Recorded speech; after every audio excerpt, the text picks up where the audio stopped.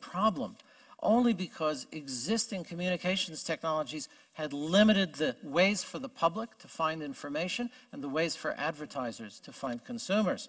And even though it should have been clear that new technologies would expand the choices for both advertisers and the public, hardly anyone anticipated that in this new environment, the public would fragment, the audience for news would shrink, advertisers would be able to reach their markets without sponsoring news, and the traditional commercial basis for financing journalism would be shattered. Now, these changes are showing up in generational differences. Older people who formed their habits in the past, reading newspapers, watching the news, have continued to do so, but younger people have not. And as a result, the traditional media, many of them, find themselves living off aging audiences, even as they continue to supply most of the original professional reporting. These developments are not playing out the same way. With its primarily commercial media and very high level of generational change, the United States may be more exposed to a crisis than many European countries, with strong public service broadcasting, public subsidies for newspapers, slower rates of generational change. After many years when European media seemed to be moving in an American direction, the media in America may now be moving in a more European direction, not with government subsidies, but with more philanthropic support. American journalism, particularly on cable and the internet, is also becoming more partisan, more polarized, and more distrusted. It's all very humbling for the American news media, which have not exactly been modest about their accomplishments. Their current troubles may cause a certain schadenfreude here in Europe. I had to use one German word. Where at least in Austria and some other countries, things may appear more stable. But to use a phrase from an Austrian-American economist, Joseph Schumpeter, the winds of creative destruction are blowing. They're likely to sweep everywhere. And it's not clear how much creation and how much destruction there's going to be. What may be good for the news media as businesses may not always be good for democracy. In fact, what may be good for the news media as businesses may not even be good for journalism.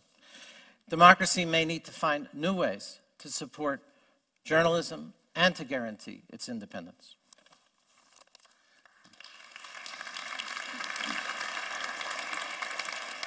Thank you. Ezio? Thank you for your invitation in this city that is for me the heart of Europe.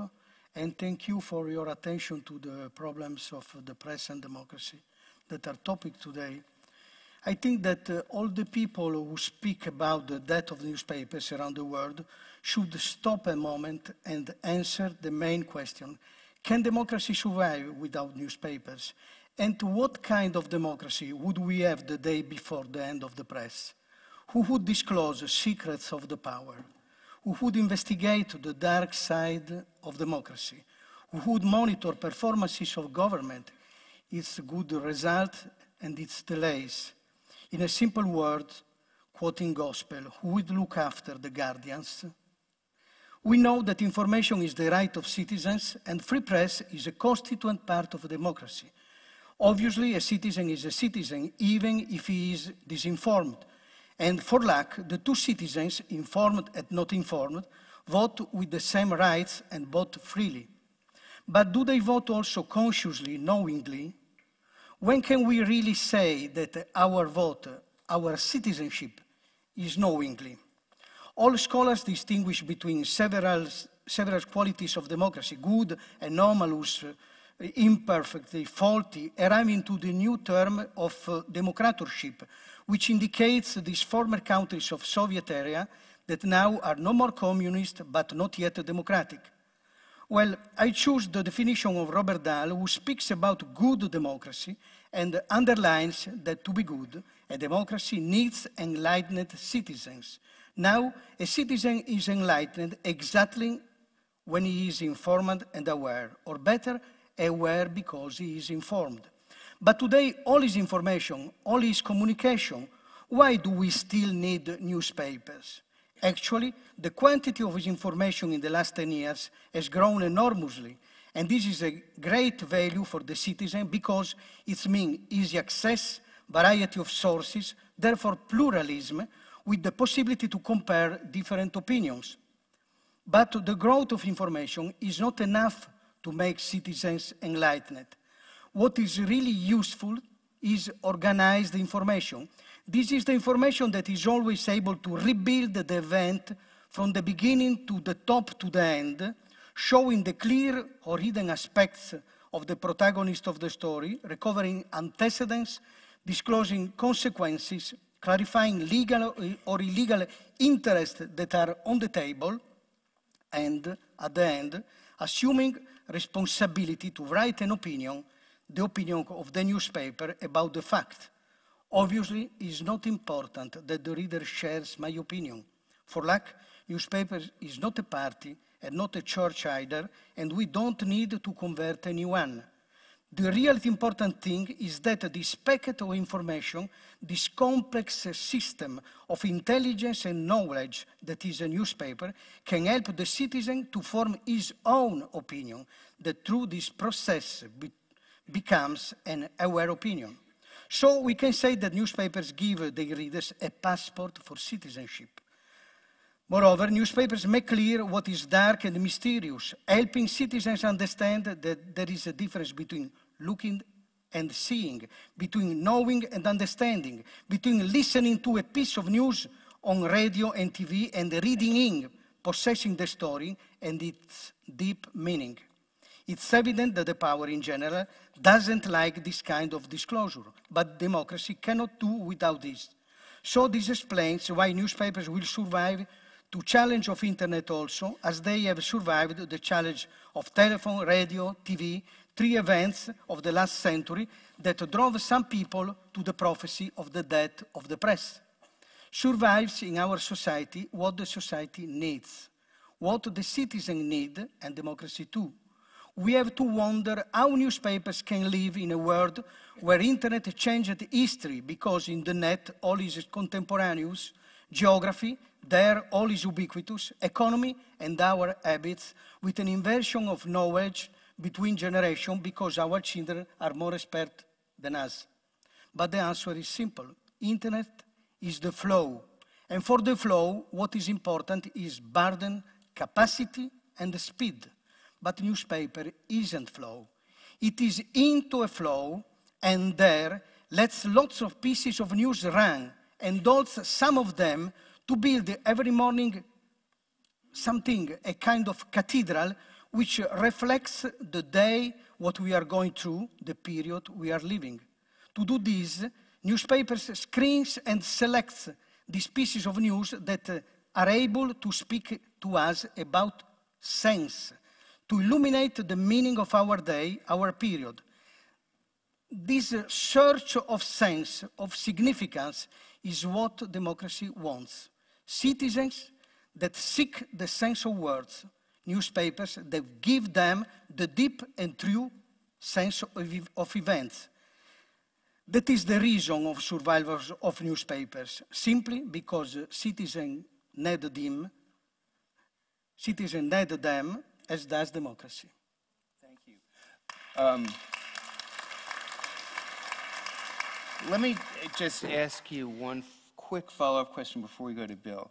I think I heard you say in your defense of newspapers that you mean newspapers literally. That is, if your news organization could exist in the exact same cathedral-like form but express itself through a different medium, that's not your dream, right? Yes. You think the physical newspaper on paper is essential. I think the physical newspaper is the place of organized information. So we'll return to that point later. I just want to be clear. Bill? I told our moderator that rather than make prepared remarks, I would use my time to respond to the remarks that came before, and because this is billed on the program as a debate, I would look for areas of disagreement.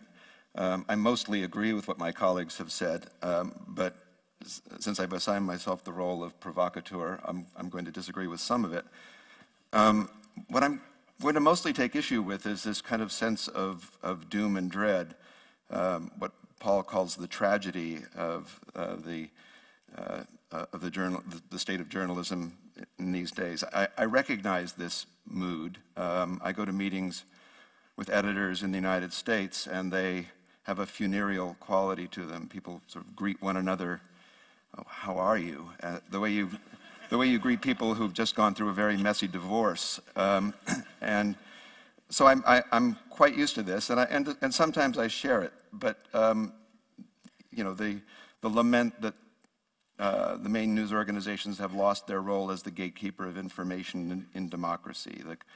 The charge that young people don't read anything, that our audiences are aging, the fear that public discourse is becoming more ignorant and uncivil and cynical and frivolous and polarized, the fact recorded by a number of polls that the public has lost some of its trust in the media, and the fear that we're fragmenting into partisan camps. In short, not only are we doomed, but democracy is doomed as a result. And I agree that there is much to lament. I could go on for a long time just on the poisonous influence of Fox News in my country. But instead, I'm going to give a few reasons not to be quite so panic-stricken about the state of journalism. And I'm now referring mostly to journalism in my own country because that's where I feel like I have some authority. First of all, the New York Times, in addition to the million or so newspapers we sell each day, reaches 30 million people each month online. National Public Radio, a very high-quality journalistic organization, has an audience of 30 million people. The evening news programs, not on cable but on the network broadcasts, NBC, ABC, and CBS, reach 20, 25 million viewers. All of these are serious national news sources. The top shouting head on Fox News is lucky to get 1 million viewers to his program in the evening. So that's point number one. Point number two, there was a September Pew report that says the average American spends 57 minutes a day getting news from television, radio, and newspapers. That's the same amount of time that average citizen spent about 10 years ago. But now, in addition to that, the average American spends another 13 minutes getting news from websites, which suggests at least the possibility that the internet, rather than supplanting the mainstream media, is supplementing it. Third, it's certainly true that young people are more likely to get their news from the internet or not at all. But regular readers of USA Today, the Wall Street Journal, and the New York Times, which are our three national, three newspapers that circulate nationally, do defy that trend, especially the New York Times. 67% of our readers are under the age of 50, and 34% are under the age of 30. That's younger than the average age of the population of the United States. And finally, while it's certainly true that some news services, some sources of quality news have died and others have diminished, have cut back on, as Paul noted, on covering their state legislatures, let alone foreign correspondence, investigative reporting, there are new news sources that are growing up. They're all small and young. They have yet to prove that they can sustain themselves. But in the San Francisco Bay Area, in Chicago, in the state of Texas, there are serious online news organizations that do serious, impartial reporting, including investigative reporting. We have relationships with all three of those. There's a group called ProPublica, which does investigative reporting. We've collaborated with them. They won a Pulitzer Prize last year. And a number of mass outlets, Bloomberg, Politico, AOL, Yahoo, are hiring young journalists in large numbers, not to do deep news, but they are hiring journalists, which I see as at least a small sign for hope. So, you know, I think there will be a future that includes some survivors. I expect the New York Times to be one of them, and some startups that will actually get traction and fill the role that newspapers themselves filled in their earlier days. Let me follow up with you before going general, just to press you a little bit on the optimism. You spent 1% of your early career at an ex-newspaper, the Dallas Times-Herald.